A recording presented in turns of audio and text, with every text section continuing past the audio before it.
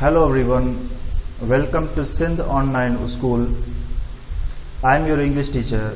My name is Mohammad Usman. अॼु जो जेको मौज़ू आहे उहो आहे present perfect tense. We are going to discuss two things in present perfect tense. The first thing is the usage of present perfect tense and the verb formation of present perfect tense. So we are going to discuss very simple points, the simple concept that what is that situation where we can use present perfect tense and how we can construct the sentences and what is the verb formation of present perfect tense. So this is very important to learn. So let's start. Usage में मां कुछ शयूं लिखियूं आहिनि. Present perfect tense जेको आहे उहो किथे इस्तेमालु थींदो आहे इन हवाले सां कुछ पॉइंट्स मां हिते लिखियूं आहिनि.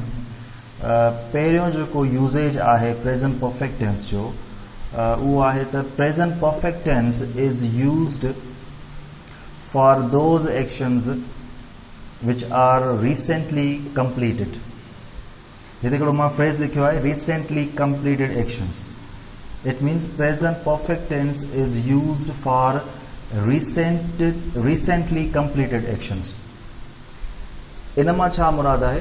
इन जो मतिलबु इहो आहे त present perfect continuous tense जेको आहे उन्हनि कमनि जे लाइ इस्तेमालु थींदो आहे जेके हाणे थिया हुजनि, हाणे थिया हुजनि. रिसेंटली मां मुराद त थोरी देरि पहिरियां थिया हुजनि या थोड़ो अरसो पहिरियां थिया हुजनि. हिकिड़ा कम जेके हूंदा आहिनि माज़ीअ जा हूंदा आहिनि जेके माज़ी में थींदा आहिनि. मिसाल तौरु 1 साल पहिरियां या 5 साल पहिरियां अहिड़े क़िस्म जा कम बि हूंदा आहिनि. पर कुझु कम वरी अहिड़ा हूंदा आहिनि जेके हूंदा त माज़ीअ जा आहिनि पर उहे रीसेंट हूंदा आहिनि. रीसेंट मां मुराद त उहे हाणे थिया हूंदा आहिनि, यानी वेझो माज़ी. त हिकिड़ी ॻाल्हि त इन मां इहा ज़ाहिर थी त प्रेज़ेंट परफेक्ट टेंस जेको आहे माज़ी ऐं प्रेज़ेंट जी ॻाल्हि थो करे.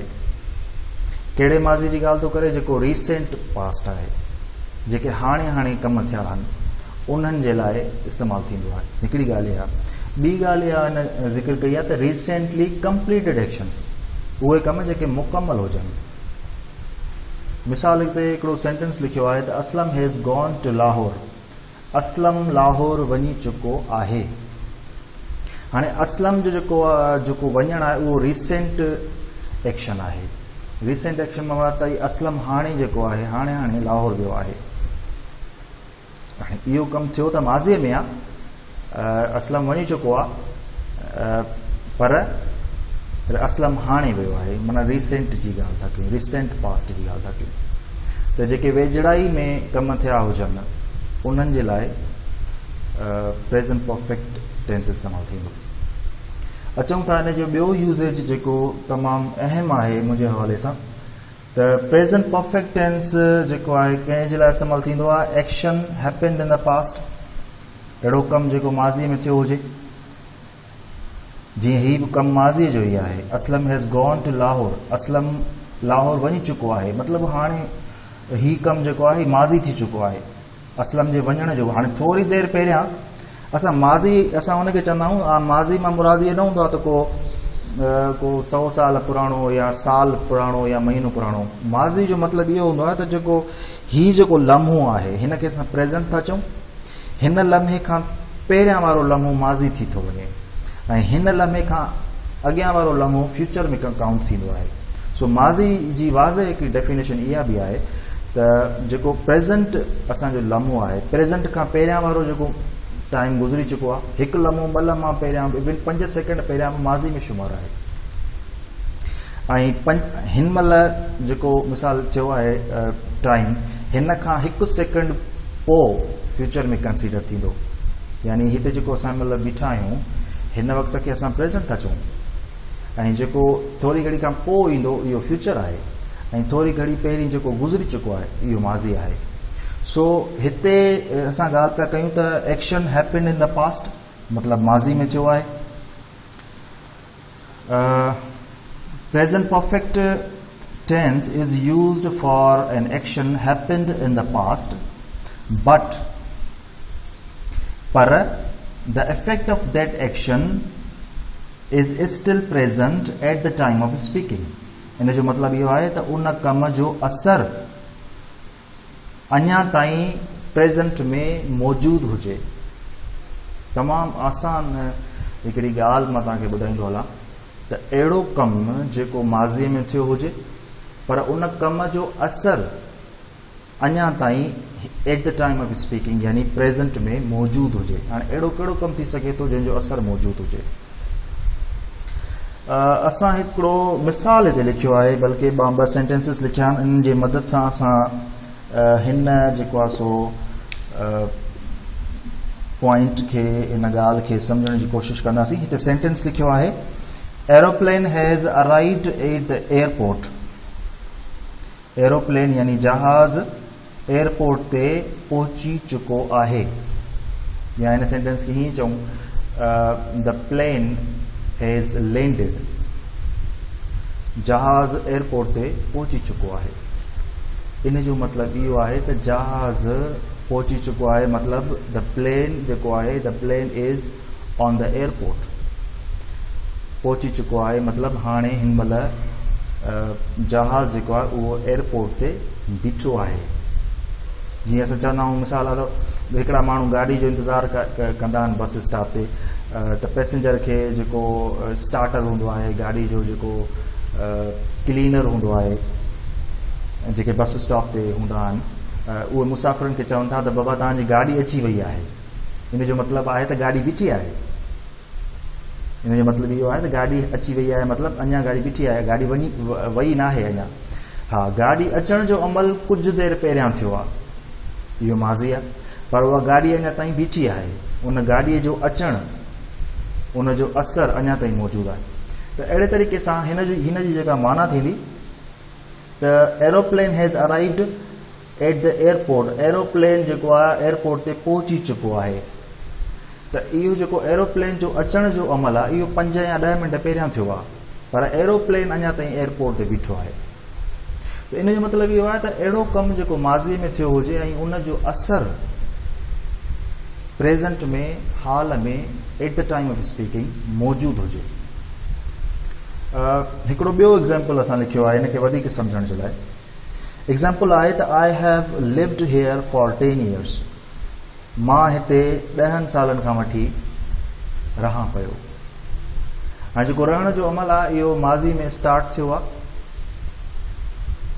10 साल पहिरियां, मतिलबु 10 सालनि खां वठी मां हिते रहां पियो.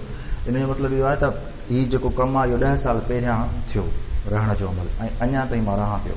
पर इहो साॻियो ई सेंटेंस जेकॾहिं मां ईअं चवां, I lived here, I lived here, इन जो मतिलबु इहो आहे त मां हिते रहंदो हुयुसि या मां हिते रहियुसि.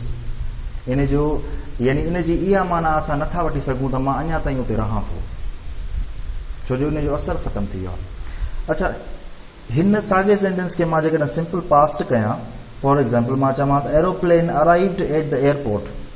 Aeroplane arrived at the airport, या ईअं चवां the plane landed at the airport. त जहाज़ जेको आहे उहो एयरपोर्ट ते लथो या जहाज़ जेको आहे एयरपोर्ट ते पहुतो, ईअं असां चवंदा आहियूं. हाणे इन जी माना इहा आहे त जहाज़ जेको आहे माज़ीअ में एयरपोर्ट ते पहुतो. इन जी माना इहा असां नथा वठी सघूं, लाज़मी तौरु इहो नथा चई सघूं त जहाज़ अञा ताईं पहुतो आहे. मिसाल असां कल्ह जी ॻाल्हि था कयूं त कल्ह 10 बजे जहाज़ पहुतो. हाणे इहा सिंपल पास्ट जी ॻाल्हि आहे, माज़ी जी ॻाल्हि आहे. पर मां चवां त जहाज़ थोरी घणी पहिरीं पहुतो आहे, इन जो मतिलबु इहो आहे त जहाज़ अञा ताईं मौजूदु आहे उते. इन जी माना इहा निकिरंदी.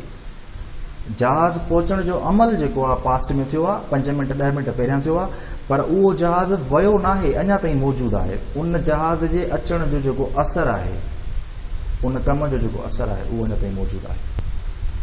हिकिड़ो ॿियो मिसाल मां ॾींदो हलां. आई वॉश्ड द डिशिस, मां थांव धोता. I have washed the dishes, मां थांव धोता आहिनि. हिकिड़ो जेको टेंस आहे उहो सिंपल पास्ट जो आहे, आई वॉश्ड द डिशिस, ऐं ॿियो जेको सेंटेंस आहे I have washed the dishes, मां थांव धोता आहिनि। ॿिन्हिनि में थोरो फ़र्क़ु आहे माना में। हिकिड़ो कमु त माज़ी जो आहे, ॿियो कमु बि माज़ी जो आहे पर वेझड़ माज़ी जो आहे, रीसेंट पास्ट। मतिलबु इहो धोइण जो अमल हाणे हाणे थियो आहे। I have washed the dishes, हिकिड़ी माना त इहा थी ख़बर पए त ॿई माज़ी जा आहिनि, पर हिकिड़ो जेको आहे उहो घणो पुराणो आहे ऐं हिकिड़ो जेको आहे उहो हाणे हाणे थियो आहे, हिकिड़ी ॻाल्हि। ॿी ॻाल्हि माना जे हवाले सां इहा निकिरंदी त आई वॉश्ड द डिशिस माना मूं थांव धोता, कल्ह धोता, ऐं पर उन कम जो असरु मौजूद न आहे। यानी मां इहो नथो चई सघां त उहे थांव अञा ताईं साफ़ आहिनि। थी सघे मां जेके थांव धोता उहे बाद में ख़राब थी विया हुजनि, कंहिं इस्तेमालु करे छॾिया हुजनि। मां त सिर्फ़ु थांवनि धोइण जी ॻाल्हि थो कयां, उन जे असर जी ॻाल्हि त कोन थो कयां त उहे थांव अञा ताईं साफ़ आहिनि। पर जॾहिं मां ईअं चवंदुसि I have washed the dishes, मां थांव धोता आहिनि, इन जी माना इहा निकिरंदी त इहो कमु मां थोरी देरि पहिरियां कयो आहे ऐं थांव अञा ताईं साफ़ आहिनि। जीअं असां घर में चवंदा आहियूं त मां सब्ज़ी वठी आयो आहियां, I have phased the vegetables, मां सब्ज़ी वठी आयो आहियां। त इन जो मतिलबु इहो आहे त सब्ज़ी अञा ताईं कंहिं इस्तेमालु न कई आहे, कंहिं खाधी न आहे, उहा अञा ताईं मौजूदु आहे। त इहो जेको कमु आहे उहो थींदो माज़ीअ में, पर उन कम जो असरु जेको आहे प्रेज़ेंट में थींदो। मुंहिंजे ख़्याल में मां इन ते घणो कुझु ॻाल्हाए वियो आहियां ऐं मूंखे उमेदु आहे त तव्हांखे इहा पॉइंट सम्झ में अची वई हूंदी त हिकिड़ो कमु जेको रिसेंटली थियो हुजे, वेझड़ में थियो हुजे, उन जे लाइ असां प्रेज़ेंट परफेक्ट टेंस इस्तेमालु कंदासीं, ऐं ॿियो जेको उन जो यूज़ेज आहे त उहो कमु थियो हूंदो माज़ीअ में, पर उन कम जो जेको असरु आहे उहो प्रेज़ेंट में हाल में मौजूदु हूंदो। हाणे असां अचूं था इन जी वर्ब फॉर्मेशन ते, that what is that verb formation, how we can construct the sentences of present perfect tense. Formation जे हवाले सां ॻाल्हाईंदासीं त फॉर्मेशन जेका आहे कंहिं बि सेंटेंस जी जोड़ जक खे असां चवंदा आहियूं। प्रेज़ेंट परफेक्ट टेंस में जेका सेंटेंस जी जोड़ जक आहे उहा कुझु हीअं थींदी, सब्जेक्ट हैज़ हैव मां को हिकिड़ो ईंदो, प्लस V3 माना वर्ब जो थर्ड फॉर्म, प्लस ऑब्जेक्ट या एडवर्ब, ऑब्जेक्ट ईंदो या एडवर्ब ईंदो या थी सघे ॿई अचनि। Subject plus has have plus V3 verb third form plus object और एडवर्ब।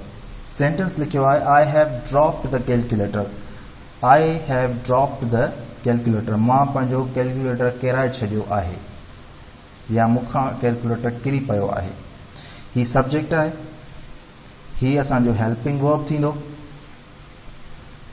ही जेको आहे हेल्पिंग वर्ब जेको आहे प्रेज़ेंट परफेक्ट टेंस जो, हैज़ ऐं हैव जेको आहे इहे असांजे प्रेज़ेंट परफेक्ट टेंस जा हेल्पिंग वर्ब्स आहिनि। इहो सब्जेक्ट ते डिपेंड थो करे त सब्जेक्ट कहिड़े क़िस्म जो आहे, उन हिसाब सां असां हैज़ या हैव इस्तेमालु कंदासीं। हाणे हिते जेको आहे आए सां हमेशह हैव लॻंदो, पर हिते जेकॾहिं शी हुजे हा या ही हुजे हा या इट हुजे हा या को बि सिंगुलर नाउन हुजे हा, ठीकु आहे, इन सभिनी खे असां चवंदा आहियूं थर्ड पर्सन मॉर्फीम और थर्ड पर्सन सिंगुलर। जॾहिं बि थर्ड पर्सन सिंगुलर हूंदो, थर्ड पर्सन सिंगुलर मुराद त ही शी इट या को बि सिंगुलर नाउन, त उन सां असां हैज़ लॻाईंदासीं, उन्हनि खां अलावा सभिनी सां असां हैव लॻाईंदासीं। तमामु आसान यादि करण जी ॻाल्हि आहे त ही शी इट या वरी को बि सिंगुलर नाउन हूंदो त असां उन सां हैज़ इस्तेमालु कंदासीं।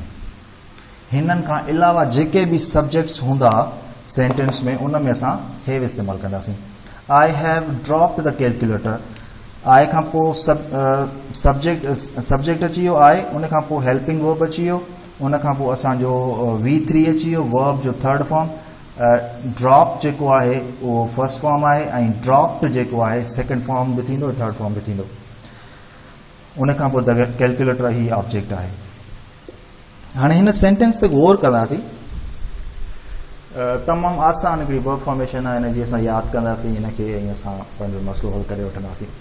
पर सम्झणो इहो आहे त प्रेज़ेंट परफेक्ट टेंस जेका उन जी जेको इस्तेमालु आहे यूज़ेज इहो तमामु इम्पॉर्टेंट आहे असां सम्झी करे इन्हनि शयुनि खे इस्तेमालु कंदासीं ऐं पंहिंजी लैंग्वेज में राइटिंग में सम्झ खां सवाइ अंग्रेज़ी ॿोली यादि करण सां न बल्कि सम्झी करे इस्तेमालु कंदासीं त असांखे वधीक आसानी थींदी सिखण में अचूं त हिन सेंटेंस ते गौर था कयूं त आई हैव ड्रॉप्ड द कैलकुलेटर मां पंहिंजो कैलकुलेटर किराए छॾियो आहे इन जो मतिलबु इहो आहे the calculator is on the floor now calculator अञा ताईं पट ते पियो आहे किरी जो पियो त माना पियो आहे इहो किरी पवण जो जेको असरु आहे किरी पवण जो जेको असरु आहे उहो अञा ताईं मौजूदु आहे मतिलबु त कैलकुलेटर फर्श ते मौजूदु आहे अञा ताईं उनखे कंहिं खयों कोन्हे को अच्छा ॿियो इहो साॻियो सेंटेंस मां ईअं चवां आई ड्रॉप द कैलकुलेटर येस्टरडे मां पंहिंजो कल्ह कैलकुलेटर किराए छॾियो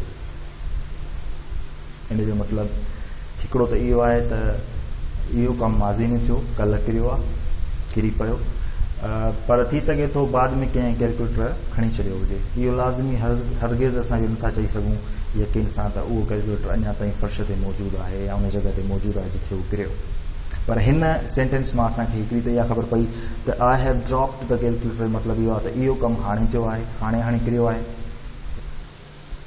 ॿी माना हिन जी जेका निकिरे थी उहा हीअ थी निकिरे त कैलकुलेटर जेको आहे उहो किरियो आहे कुझु टाइम पहिरियां किरियो आहे यानी माज़ी में किरियो आहे ऐं अञा ताईं फर्श ते मौजूदु आहे यानी इन जो असरु अञा ताईं किरण जो असरु जेको आहे हिन ते मौजूदु आहे so hope that you have understood the present perfect tense we have discussed two things in present perfect tense.